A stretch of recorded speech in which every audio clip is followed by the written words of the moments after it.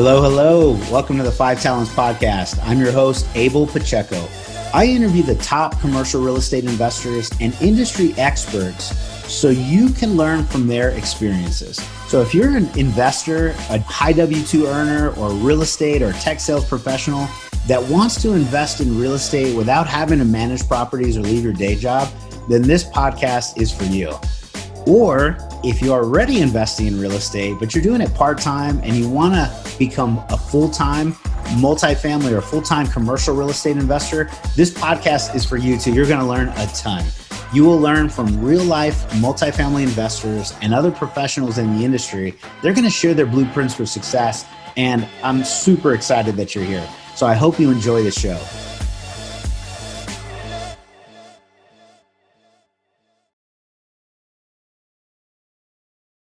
All right. Hello, hello. This is Abel Pacheco, your host for the 5 Talents Podcast.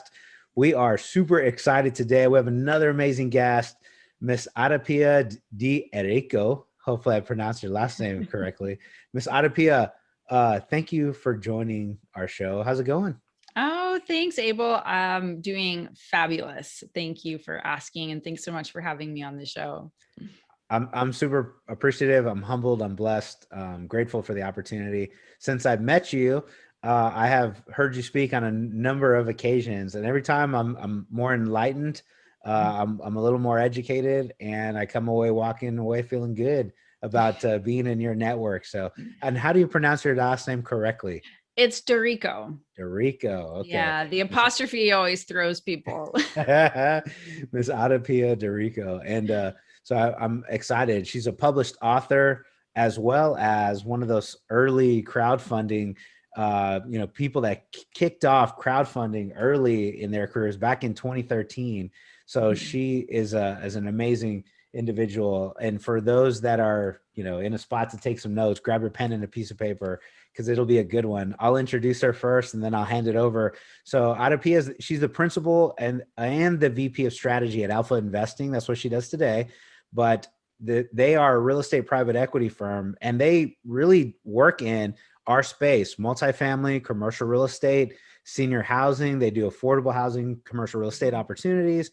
And she works with a network of capital investors, and that's really what the private equity firm is. And in the fintech, she was also a fintech entrepreneur, real estate investment executive, and she was known for her role in launching that crowdfunding industry to the mainstream. So one of maybe two or so women, early crowdfunding people that helped evangelize this stuff and got it out there in the market. So some of what we are seeing today is because of the hard work that she put in back then. And so we want to, really just say thank you for joining. And you've got an amazing background. Let me turn it over to you for a proper introduction. Tell us who you are and what you do. And in your own words, we'll start a great conversation here.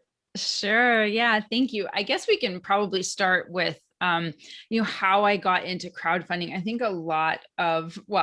I know that my career is zigzag, that whole idea of like your one very linear career. I'm pretty sure that's out the door for most people these days. But, to age myself, when I was coming out of high school in the late 90s, there's this idea of like a really clear linear path. And I actually went straight into finance. Like I started working in a bank when I was 19, and it was the beginning of like the mutual fund industry and people getting into it and retail capital. And so this idea of access to investments, to wealth building has always been primary for me. And I've always found it really fascinating and important for everyone to actually build wealth. This idea that time is money can only get us so far, or I really don't believe that saving builds wealth. You have to invest it, and there's these mechanisms to do it. Now, nobody told me about real estate in my 20s when I was doing my CFP, and I have my securities courses, and I have mutual funds. Like this is just not what you learn, and that's fine. Because I learned it on my own. I think most people, unless you're lucky enough to, or, you're researched enough to go and do an MRED, like a master's in real estate development, like it just doesn't really factor for a lot of people. So we're all entrepreneurs in the space. And so when I got into real estate crowdfunding in late 2013, I was living in LA at the time, and I got into Silicon Beach out here. And I was actually working with a whole different clientele actually on Kickstarter and crowdfunding, because at that time in my career, I had sort of pivoted into a lot of entrepreneurial ventures in the consumer products and entertainment spaces. And I was like very early in social media as well. And so when I heard about the Jobs Act, when I heard that essentially the way I interpreted the Jobs Act is I can turn fans into shareholders, it was like my two worlds collided. And I thought, this is fantastic. I mean, that's perfect. That's exactly what we should be doing. Isn't just here's a t-shirt and a book, or here's a t-shirt and a movie. It's like, here's a share in my company. And so that's what really got me into it. And I was doing more research, and real estate came up, and there was something about it. And we'll talk about this a little bit more, but I'm like really intuitive, and something just clicked. I went, wait a second, real estate and crowdfunding feels like this is going to be something really big. And in fact, real estate in the crowdfunding space was the number one fastest growing segment of crowdfunding that was able to use the Jobs Act. Why? Because most people in real estate were already syndicating. They were already using private placement rule 506B. And so it really took off really quickly. And I was part of it. I was part of one of the very first platforms.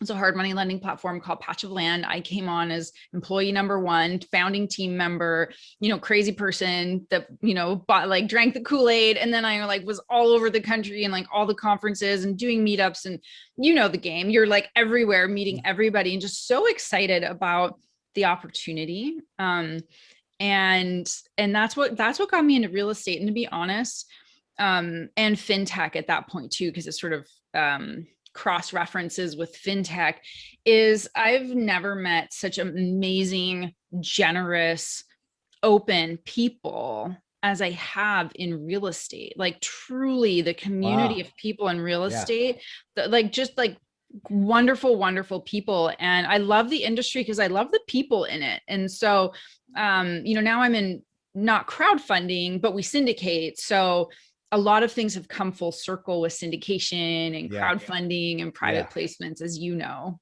Yeah. Wow. What an amazing kind of background and run that you've had this far. So 2019 in finance, and then this crowdfunding platform kind of launched off. What happened in 2012 is what prefaced 2013. And if you're not familiar, you can Google the Jobs Act of 2012.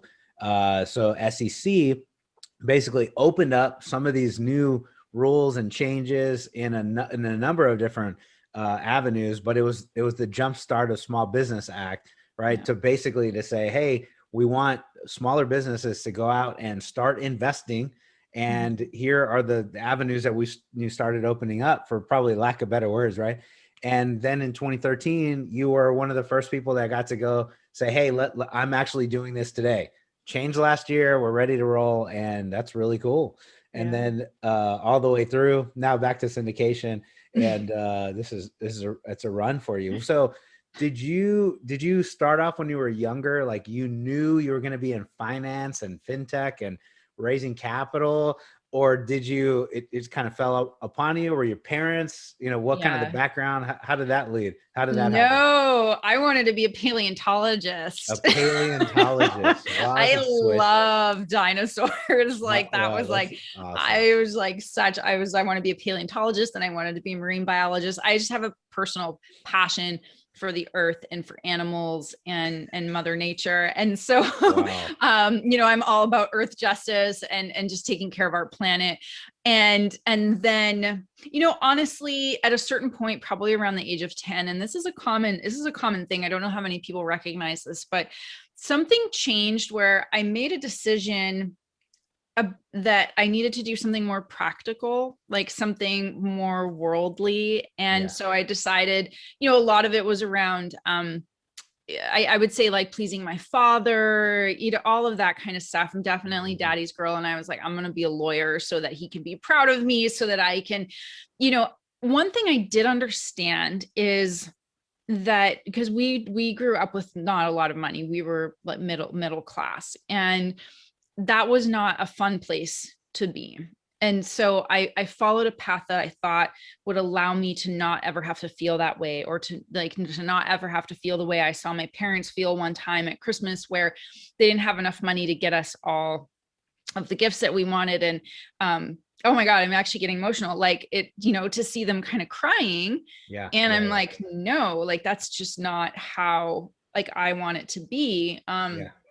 And so something in there drove me. And so when I actually found out about mutual fund investing, this was in high school, I was like, wait a second, this is really interesting to me. And you're allowing, again, it's kind of like the Jobs Act, you're allowing retail investors into an institutionalized industry.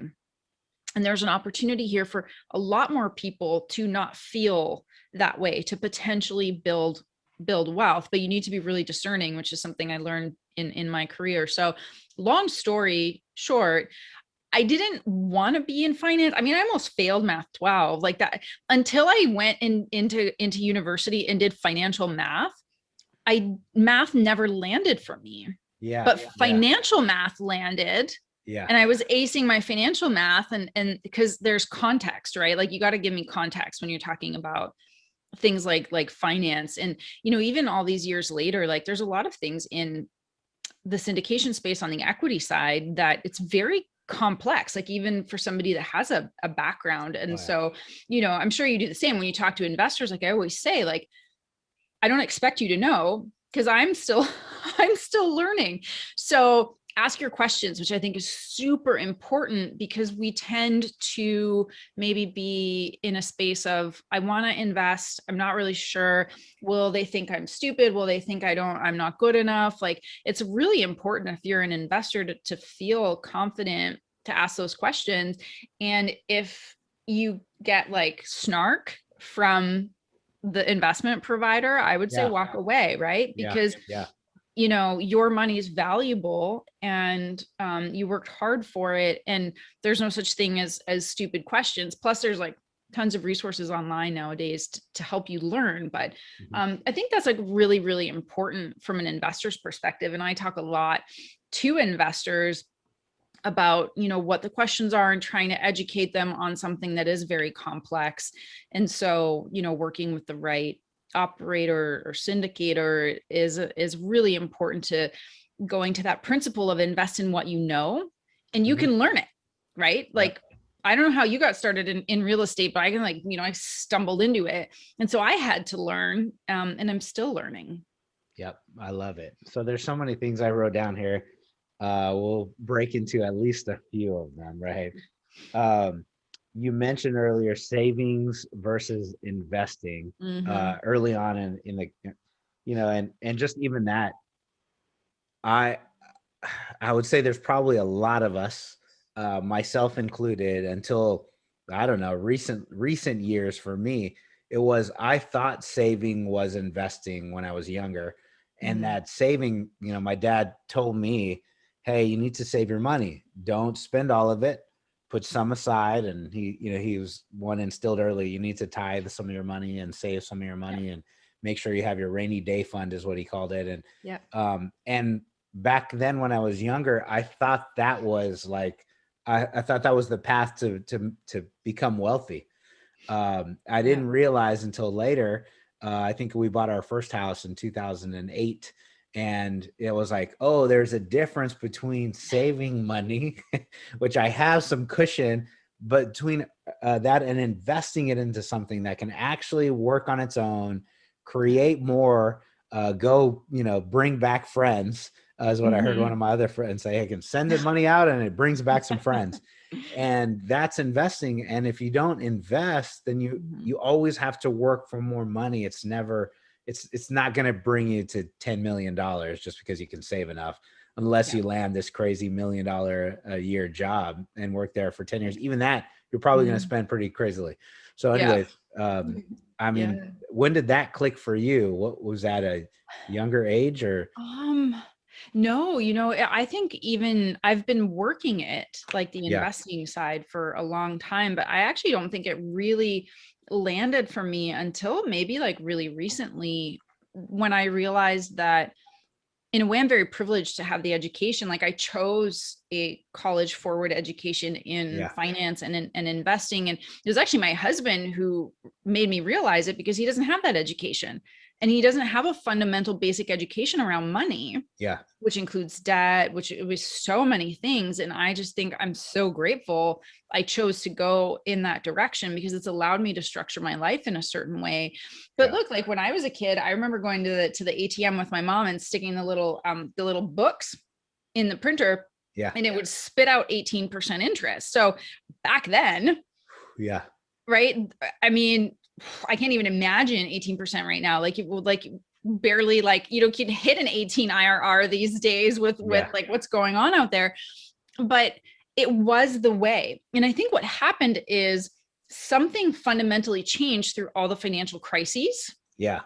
and there's been like this wealth divide, this gap, and it keeps growing. And so it behooves us to understand the mechanism that's actually functioning in society, Hmm. because it used to be that way, but one day you kind of wake up and you go, something changed. Because I mean, let's not even talk about inflation rates today, Yeah. but something changed where, why is a 2x6 $30 literally Hmm. today? Because Hmm. I'm trying to build some garden boxes, a treated 2x4.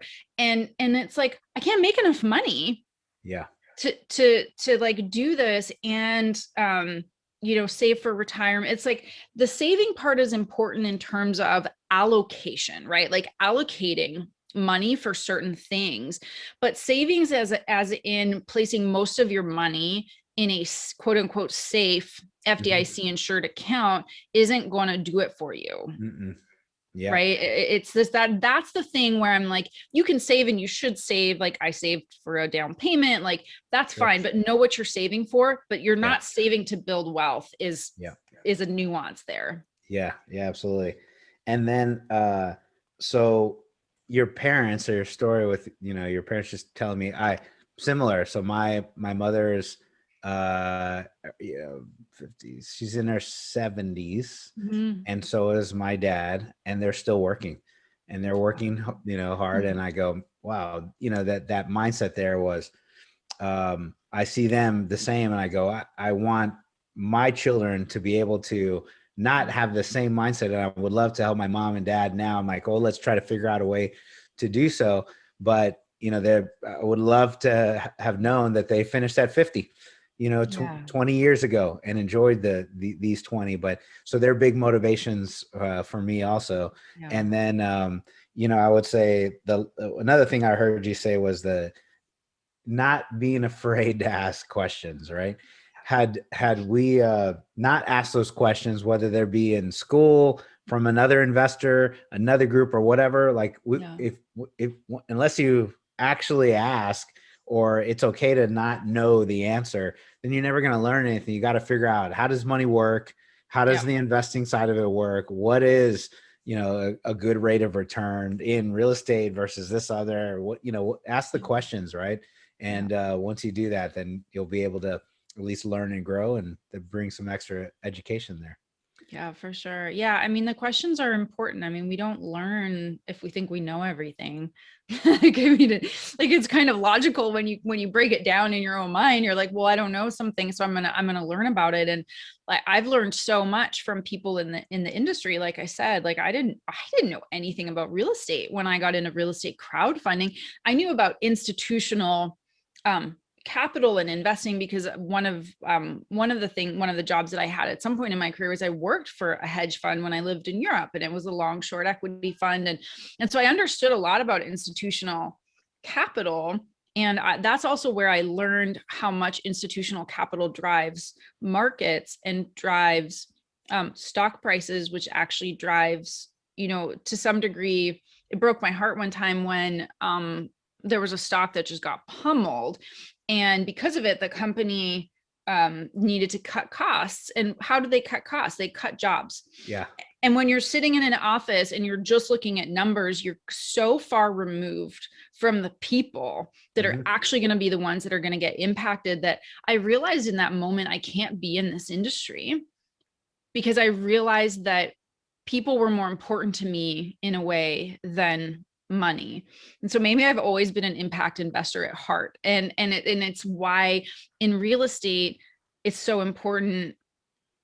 We have such a responsibility and an opportunity to actually make people's lives better, especially when we're doing acquisitions and doing renovations and like rehabilitating communities and neighborhoods. And I mean, we invest in senior housing. So like talk about a people business, and some of the things that happen in that space with operators who don't care about their residents. Yeah. And so there's so much I learned about myself when I thought I'm going to go for the money. And then when I got to the money, my heart broke and I was like, I can't do this. I can't be, I can't be in this industry.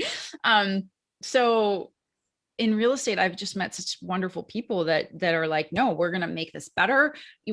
And we can make money. Yeah. We can make money at the same time. Same time. Yeah. Yeah. It's been really cool. I'm enjoying it and appreciating it and loving it as well. Hello. You're listening to the 5 Talents Podcast. I'm your host, Abel Pacheco. If you're enjoying this podcast, then I know you're serious about achieving financial freedom. Are you ready to create your own path through multifamily investing for yourself and your family? Then I know you're going to appreciate our Investor's Guide to Multifamily Investing. It's titled Tackling Commercial Real Estate the Easy Way. We use this guide to invest ourselves in $93 million worth of real estate. So we're going to show you the basic mechanics of multifamily syndications and how to evaluate your next passive investment opportunity. So the best part, if you subscribe to our podcast now, leave us a review and a rating. I'm going to give you a free copy of our ebook. So please take a moment to do that now. Once you've done that, go to 5tcre.com/ebook, 5tcre.com/ebook. Make sure to let us know you left a review and we're going to send you a free copy. So thank you so much for subscribing to the 5 Talents Podcast. We really appreciate it.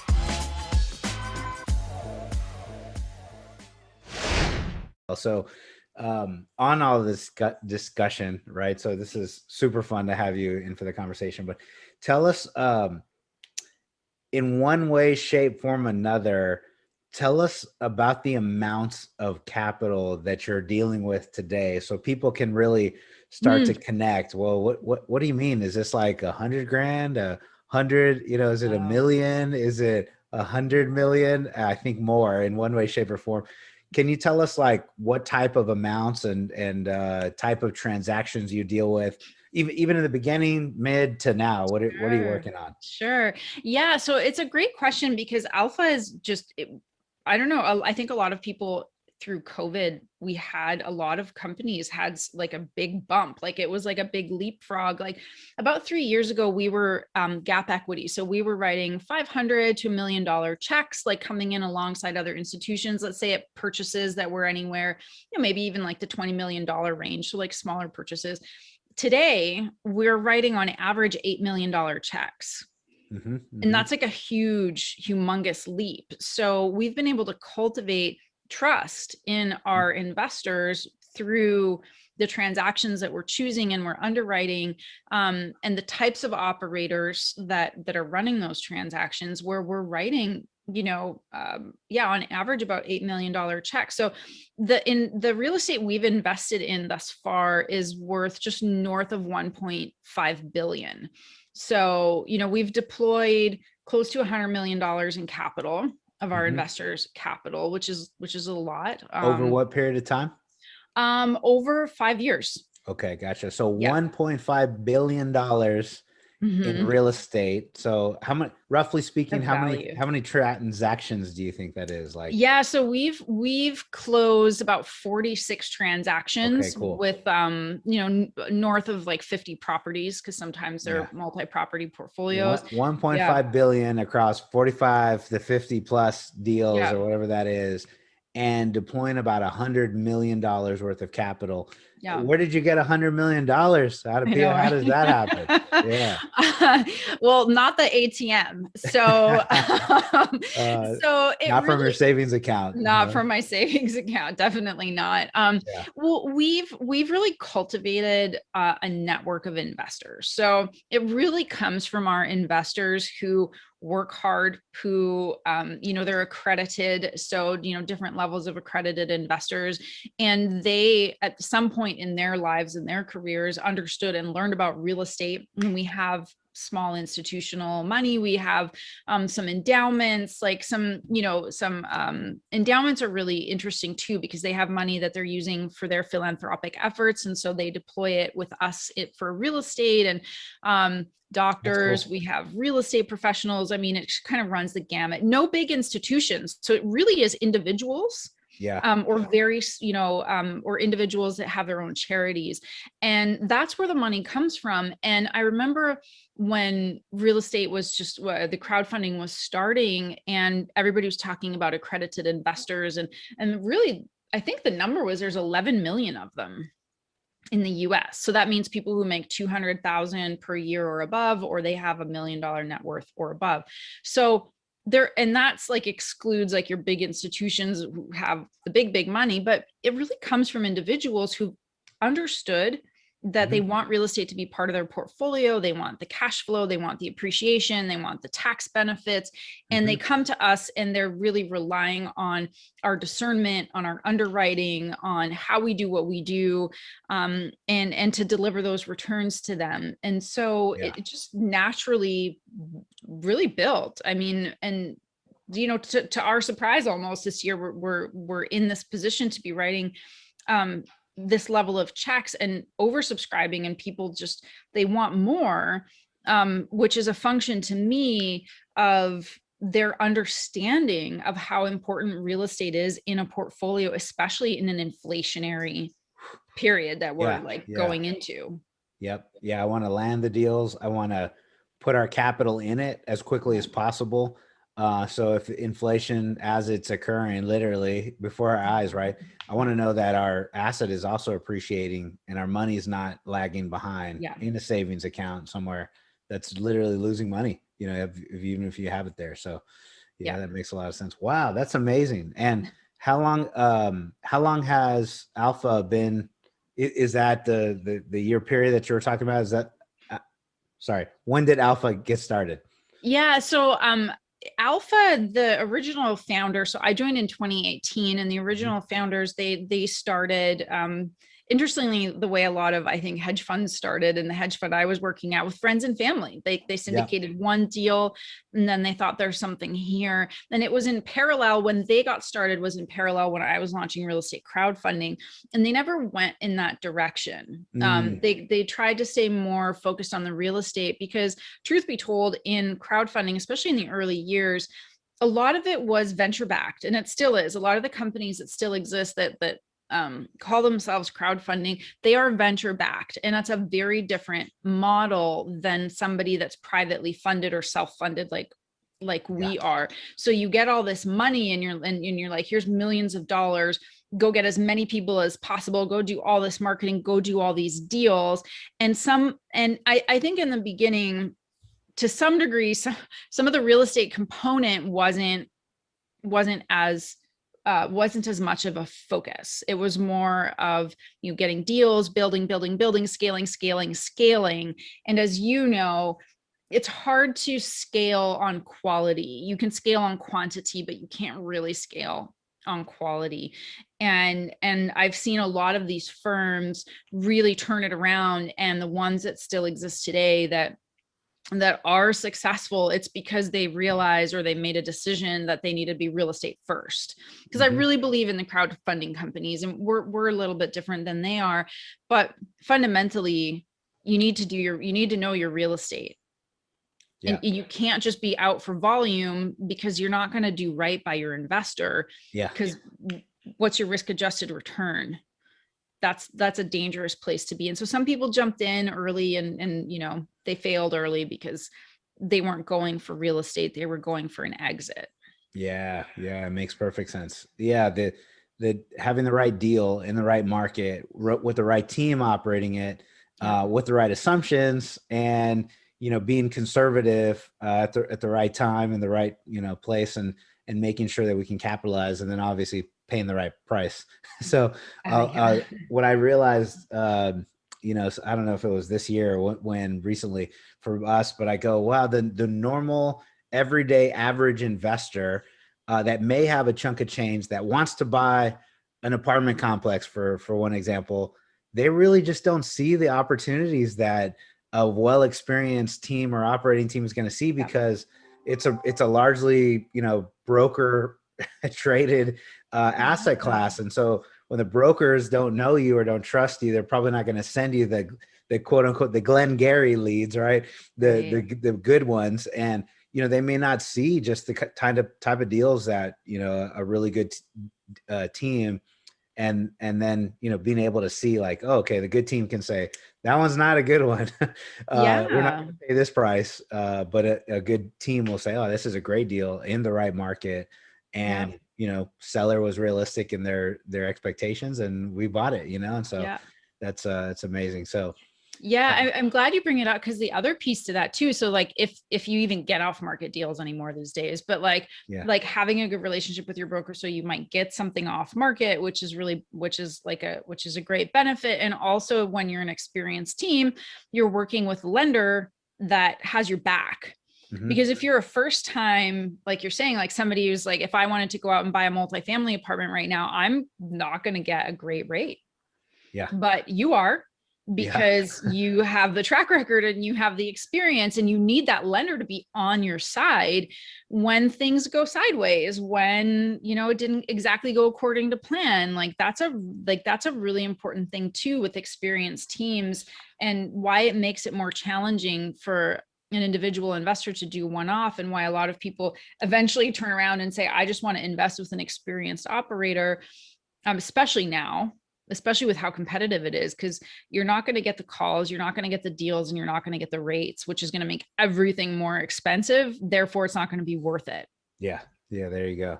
All the things. Well, and so you all have an amazing opportunity to help all these investors, $100 million worth, get into $1.5 billion worth of commercial real estate.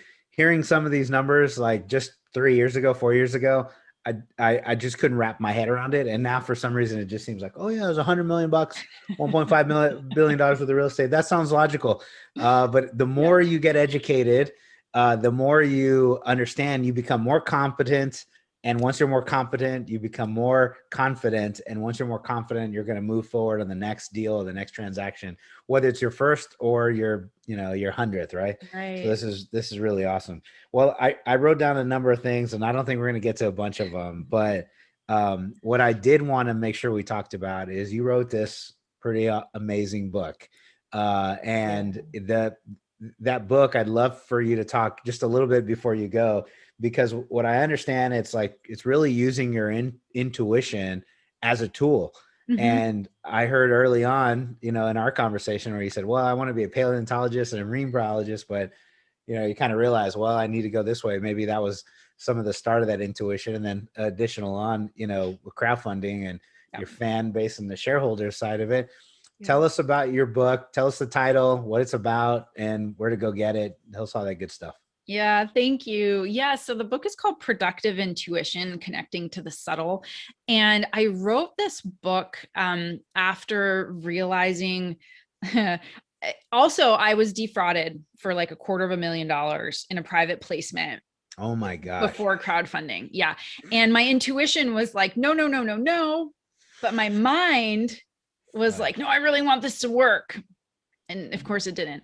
And so that was like a huge, giant lesson where that and many other things that happen, where I realized, like, when I don't listen to my intuition, it's the times that things went horribly wrong. And then the times that I did listen to my intuition, like going into crowdfunding, like multiple other decisions that I've made where I just kind of followed sometimes my gut, sometimes my vision, and this is why I wrote the book. Cause I was sitting there going like, is it a switch that I flip? Like, it's like accidental? Like, how does this thing work? And And so I wrote a book and I did a lot of research because I wanted to understand how does it work so I can use it instead of just tripping over it.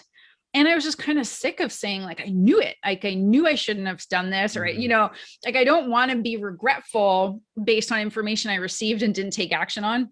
I was in tech for a lot of years, and I still kick myself because I didn't invest in Facebook, and I didn't invest in Pinterest, and I didn't invest in any number of these tech startups that I was like literally in it, and I go, nah, I'm gonna keep working hard. Son of a gun. Anyways, go ahead. Oh no, I get it. Oh, so yeah, exactly. I met Uber in 2011. Yeah. And I saw them, they showed me their app, and I was like, this is amazing. This is something. But I didn't follow up. I'm like, I went on my own way. Like, and it's like, so I want to understand how it works so that I don't do that anymore. Yeah, that'd be awesome. And so that's really what the book is about. So I kind of go through, because there's so much science actually, because I'm like really left brain, it's like paleontologist. I'm like scientific. I'm like, how does it work? Because it's not, it can't just be this woo-woo thing, right? I will not accept like blind faith belief that there's this thing that you get a voice and it tells you things. It's actually in us. And so it really is an exploration of how it works. Everything from the way the brain works and the subconscious mind to, using our emotions as signals to the body. Because I've heard so many people, especially in real estate, say, my gut feeling, my gut told me. And I'm just like, okay. That you guys, everyone's using it. So let's talk about it. Yeah. And you're crushing it. Yeah. I walked away, you moved forward. What the heck happened? And you made millions, right? Yeah, exactly. And so you're not going to it's not going to be 100%, right? You're not going to bat whatever 1,000. It's an extra tool, just like your pro forma and your analysis and a cap rate, entry, exit, right? It's another tool. Okay. Yeah. I mean, imagine and it also comes from our experience. So like you might walk into a property and you're going to be seeing it on so many different levels. Something inside of you might say, I don't know about this. And it doesn't mean that you just like walk away because you got like a niggly feeling. What it does mean is that you notice it, because most of the times we don't notice. We just like dismiss it. But the important thing is like either got a gut feeling, or that maybe even like the seller for whatever reason just gives you a bad feeling. You're like, I don't know about this. He's hiding something. It's kind of shady. Something's going on. So it's an invitation to just go deeper and look into things. Right. And then there's other times where you get like big lightning bulb moments that are something a little bit different, right? Like when you met David, there was something there that said, this is something, and you guys took action on it. So like that to me is part of living a life that we're using all the tools that we have and not always just our analytical brain, because it's not all we've got. Yes. Okay. Sounds awesome. Well, I'm excited. I purchased the book and I got it on Amazon, I think, right? Where is it for sale? Yeah, Amazon, Barnes and Noble, it's kind of everywhere. So yeah, if people want to learn more, it's productiveintuition.com. There's a little bio about me as well. This is awesome. Well, thank you very much for allowing us to share. And where do anybody that wants to get into your world, invest, look, talk to you guys, whatever, where's the best place for them to reach out? I think the best place for me is LinkedIn, actually. So you just like, my name is unique enough that I'm like the only one. So just type in AdaPia. I'm the only AdaPia, definitely the only AdaPia Rico. So just plug that in there, DM me, let me know where you like found me, why you're reaching out, and that way I can respond. That's the best place, because then I can just take the conversation from there. And if you want to know more about alpha investing, it's alphai.com. So it's a pretty bare bones website. It's by design, which is why like I always invite people to connect on LinkedIn. Right on. Well, thank you very much. I appreciate it. And is there anything we didn't talk about today? Anything you were hoping I asked, we just didn't get to, something you want to bring some exposure to? Something else? I think we covered everything. I just really appreciate being able to come on here and have this conversation. And I hope that, that people that listen are really, that they feel empowered to ask the questions and to like don't take a risk for the sake of taking a risk, but like if you've been wanting to invest or you want to know more, like reach out to somebody, like reach out to you, like reach out to me. Like this is such an amazing industry full of great people. So it's maybe just more encouragement to the listeners to say like, we're here for you. Yeah. Yeah. I feel the same. So I thought the show was going to be a technical one, AdaPia, because of your your experience and the financial position and the analysis and all the things. And I'm like, no, I feel really enlightened right now, more excited, more motivated, a little bit more optimistic, and just I'm super happy we had a great conversation about what we did. So I'm excited. Thank you very much. Thank you. Yeah. Thank you. Well, good. Well, all of our listeners, we appreciate your support. And if you heard something that got you motivated today, inspired, is bringing a little light to your world, go to our podcast or leave a review, a written review, rate us, and go reach out to AdaPia and tell her you heard us you on the show. So I'd be blessed and look forward to connecting with you all. AdaPia, thank you very much for your time. Thank you. Thanks, Abel. All right. Bye-bye, everyone. Thank you for listening to this episode of the 5 Talents Podcast with your host, myself, Abel Pacheco. Each week, we're going to bring you interviews from industry experts and commercial real estate investors who followed their dreams and achieved massive success. Before you leave, let me ask you a few questions. Did you enjoy this episode? Did you learn something valuable? Was your mind stretched to what's possible and what you can achieve? Do you want other experts just like the one you heard today? If you answered yes to any or all of those questions, then please take a moment to subscribe to the 5 Talents Podcast, give us a 5-star rating, and most importantly, leave us a written review. Tell us what you liked, tell us your favorite guest, give us any feedback. I'm excited to learn and improve so you can get a more valuable show.